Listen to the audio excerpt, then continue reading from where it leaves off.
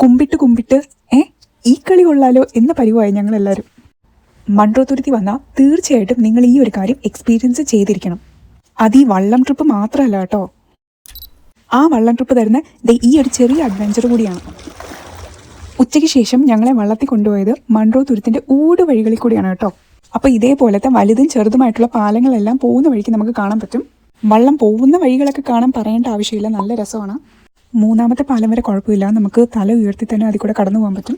പക്ഷേ ഓരോ പാലം കഴിയും തോറും പാലത്തിൻ്റെ ഹൈറ്റ് കുറഞ്ഞു വന്നുകൊണ്ടിരിക്കുക.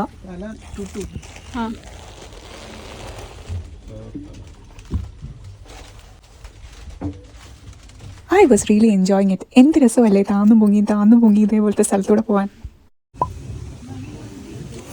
ഇത് കുനിയണം, തല തല നന്നായിട്ട് കുനിയേണ്ടി വരും. അവിടെ കണ്ടതിൽ എനിക്ക് ഏറ്റവും ഇഷ്ടപ്പെട്ട ബ്രിഡ്ജ് ഇതാണ് കേട്ടോ. ചിലപ്പോൾ അതിൻ്റെ കൺസ്ട്രക്ഷൻ ആയിരിക്കും, എന്തോ നല്ല രസമുണ്ടായിരുന്നു കാണാൻ. കുമ്പിട്ട് ഈ കളി കൊള്ളാലോ എന്ന പരിവായി ഞങ്ങളെല്ലാവരും. പക്ഷേ ഞങ്ങളെല്ലാവരും നന്നായിട്ട് എൻജോയ് ചെയ്യുന്നുണ്ടായിരുന്നു കേട്ടോ.